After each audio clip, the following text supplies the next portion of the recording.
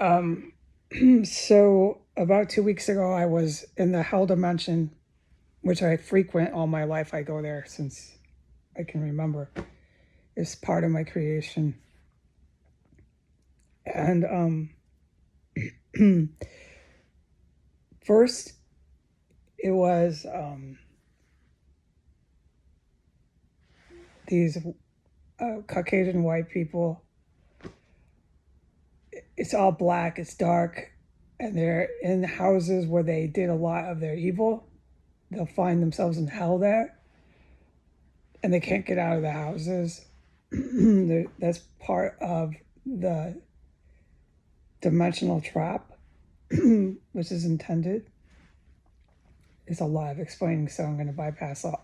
No one ever wanted to talk to me about any of this or how I walk around in biological and chemical weapons. I know you don't. I'm very aware of what the Washington, D.C. local pedestrian traffic seems to forget, but that's what God intended. My Creator doesn't want you to remember. My Creator told me I even forgot. My Creator has everybody forgetting. But at the same time, I'm still doing what I'm created to do. So I'm still walking around through the chemical and biological weapons, but when I go onto the sidewalk, everybody forgets that every single last time. They'll never remember it. They'll just keep using it. I'll go out there 5 minutes later, they'll forget. I forgot, according to my Creator, a lot since I was born about many things. So hell dimension, I don't forget because I've been going there since I was born, since I was Heidi, born. I go there. It's part of what I do. I go there when I'm asleep. I go there more often when there's a lot of people that are being cast and sent into hell. So you'll find me, but my name is Comic-Con. You'll find me there. It's part of my creation. I stand alongside Archangel St. Michael. There's two. There's a boy and a girl. The girl is a secret. That's me. I'm not a secret now, but I know you don't want to hear that. And you like to forget, which is exactly what Jesus and God and the Creator wanted you to do. So just keep forgetting, because I do too. We all forget. Perfect. Perfecto. Okay, so we're all here on planet Earth. We know that. And there's day and there's night. But in hell, there's no nighttime. I mean, no daylight. In hell, there's nothing but dark. It's a dimension. It's like outer space, basically. And there's no light. And the evil humans cannot get out. There's no getting out. And they'll go in circles in the places where they engaged in just evil acts. So they'll find themselves when they're dead in those very same places with the very same people. If they're dead, waiting for them. They'll find a lot of people that are waiting for them.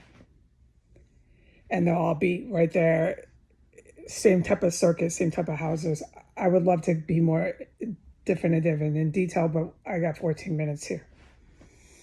And a couple weeks ago, my relatives, biological mother, her spouse, they're there. There was a whole bunch of Caucasian white people that came in after them. They were there. And then Putin shows up. So I want Dracula to know that my relatives will be waiting for you when you're dead, Putin. And once I saw everybody there, and I know where I'm at when I'm there, I knew that my relatives were not going to live very much longer. And I was at my crucifix, and this was a few months back. And I had a moment with God. And I'm not the only person on earth. This is Heidi talking, right? We're just going to pretend and forget, right? So that's fine because Jesus wants me to anyways.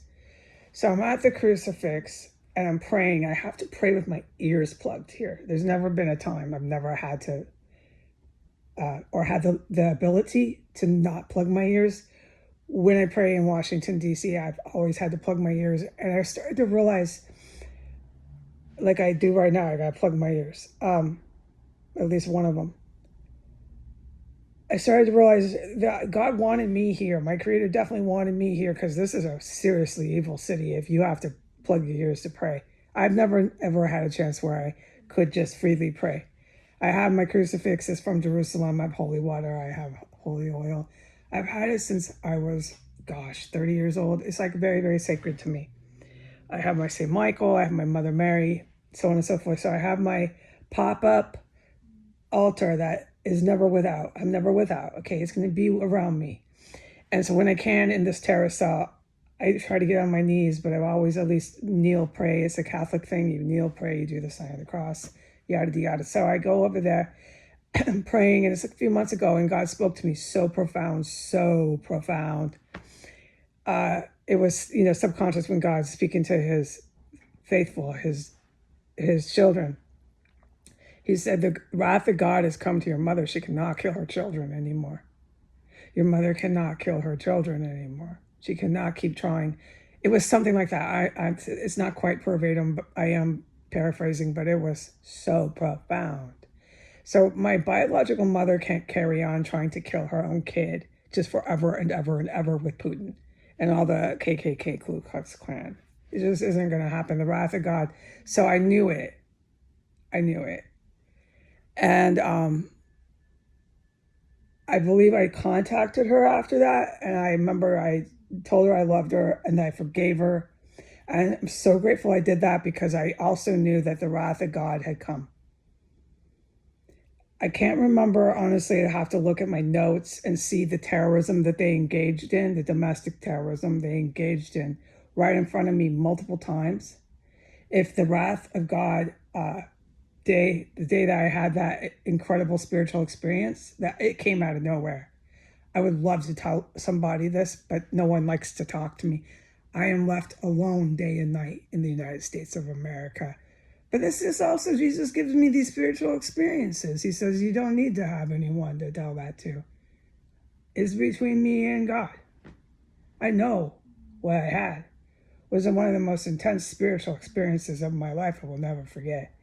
He clearly told me it's the wrath. He said, wrath of God. She cannot kill her children anymore. I had chills on my hairs on my arm. I'll never forget it. I'll never forget it. And so I said out loud, I sat back down. I left my crucifix and I sat back down. I know I kind of am jumping all over for the listeners. Bear with me. And thank you for listening. I sat back down and I realized, I'm not the only person, Heidi, here that has been at the church. I assume that's where people get these experiences.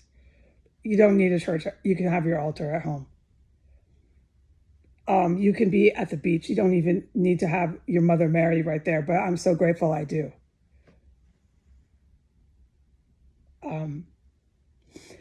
I sat down and I said, if I could tell somebody this, I couldn't say when the wrath of God's going to come. Nobody can tell, hey, God said at this moment, seconds and minutes on this calendar date, the wrath of God will come to your biological mother. I couldn't tell you.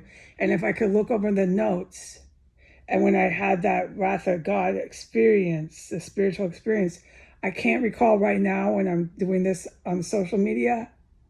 I can't recall if it was before or after she did all that domestic terrorism in front of me, but I had written her off.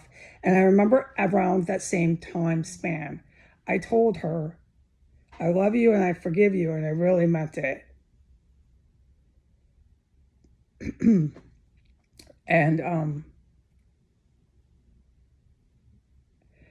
right now, I don't know if she's alive or if she's deceased. I don't want to know. I'm related to too many domestic terrorists.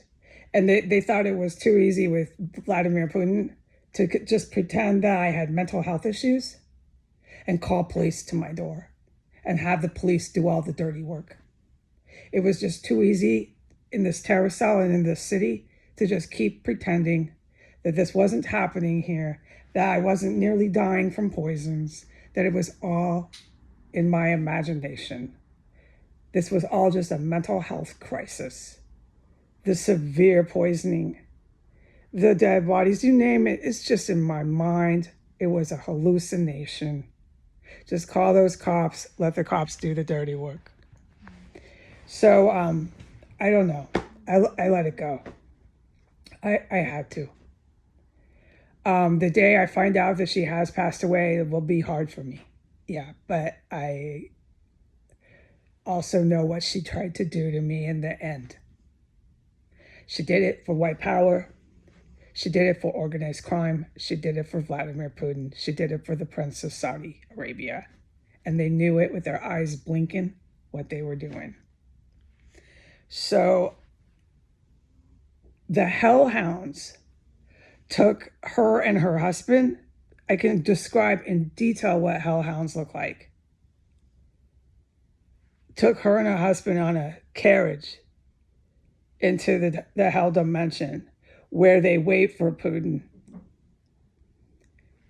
Putin's dead. Once I saw Putin there, he was the last one to show up.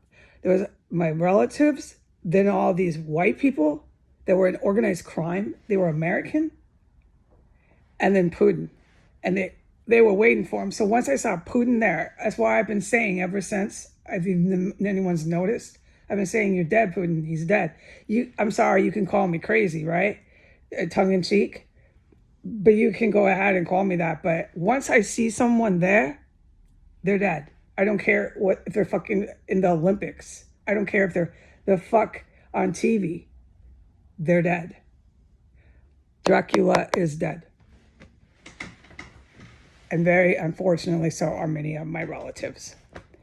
All right, so I could describe in detail the hellhounds. I'll never forget it. And they made eye connection with me. The hellhounds looked right at me. They know me. They're not scared of me. I'm not scared of them, but they won't mess with me. The hellhounds don't want nothing to do with me, but they're as scary as it gets. They're big black wolves, but they're like super big. They don't want nothing to do with me, but it's scary because I also forget, which I'm supposed to. When I'm down in the hell area and here when I'm awake, I forget. That's what my creator says, I forget. But I'm still walking through all your bio and your chemical weapons. I'm still doing everything that Jesus and my creator tell me to do, instructing me through prayer and guidance. So the only thing I'm allowed to talk about is this. Putin, you're dead. Adios.